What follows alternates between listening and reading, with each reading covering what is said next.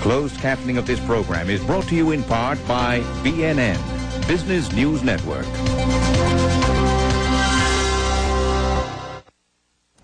Two retail giants are under pressure today as more evidence flows in that the U.S. consumer is slowing down. Walmart reduced its outlook today, and Home Depot reported a second quarter drop in profit.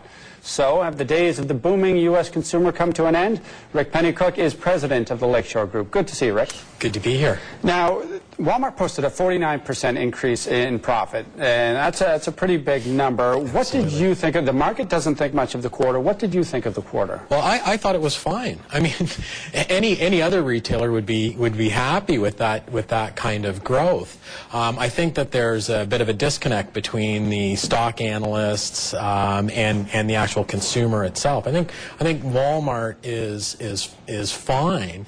What we are seeing though is that they're not impenetrable. They're not infallible. People have been taking pages from their notebook and snipping around their heels. Well, where is that disconnect then? Are stock analysts expecting too much? Are they underestimating the consumer? Because Walmart themselves said that their particular customers facing some pretty strong economic headwinds. Well, they are, and that's to be expected. But I mean, I think that the market, and I'm not a professional market analyst, but I think that people got just used to this double-digit exponential growth that Walmart had for a number of years, and the moment that they don't achieve that, they start jumping off the train. And I think Walmart is going to be here for a long time. Now, are there things that they should be concerned about? Absolutely. Their real growth, I think, is in international markets, and that's been a flop. And they've got to retrench, reevaluate how they do things, and go at it again. They can't leave markets like China out there or Germany. They just had a cultural problem there. But they're going to have to deal with those things as they grow internationally. Well, how do they deal with those things? They had issues in Germany, as you say. They've had issues elsewhere. Korea. What does a smart company do the size of Walmart to expand and generate growth? They have to have a better team, a homegrown team in those markets. I mean, cultural differences are significant in retail. I mean, the problem in Germany really came down to Walmart being, their staff being too aggressive and too overly friendly to the German consumer. Things like that you may not think about initially going into a market, but you have to be aware of those cultural differences. Well, what about the U.S. then? That is their core market, and that is still their bread and butter, for lack of a better phrase. The fact is the company said there are economic headwinds that their customers are facing. What can a company do that depends upon a group of customers who are hardest hit by high gas prices? They're hardest hit by the housing downturn. Absolutely. What can a company do? Well, it's always going to come down to improving your efficiencies and squeezing more out of your sales in terms of margins. Now, Walmart went upscale a bit in the last couple of years.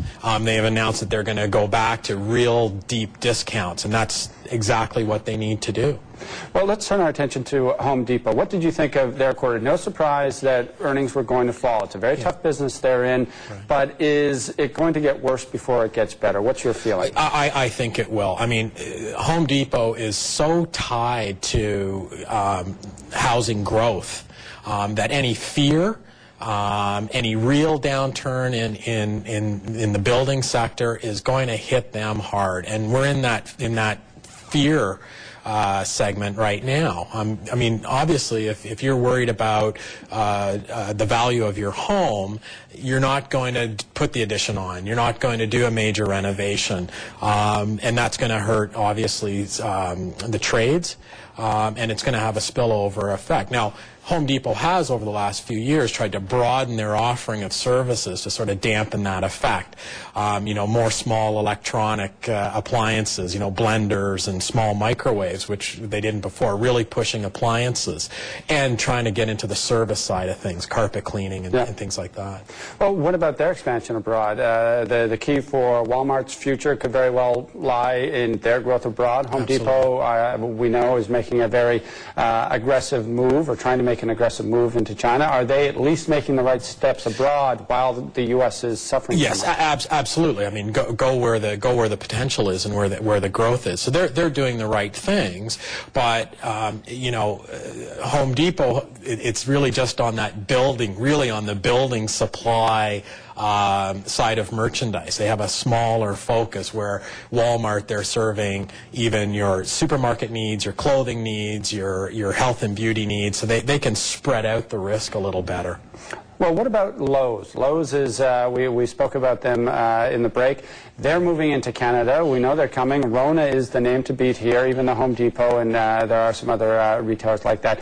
Is the housing slump in the U.S. going to affect their ability to perform well and take on, say, Rona here in Canada? Right. Not really. I mean, obviously, we have to see how long the housing slump goes on in the U.S., because it'll obviously affect Canada at some point, but right now we're doing fine.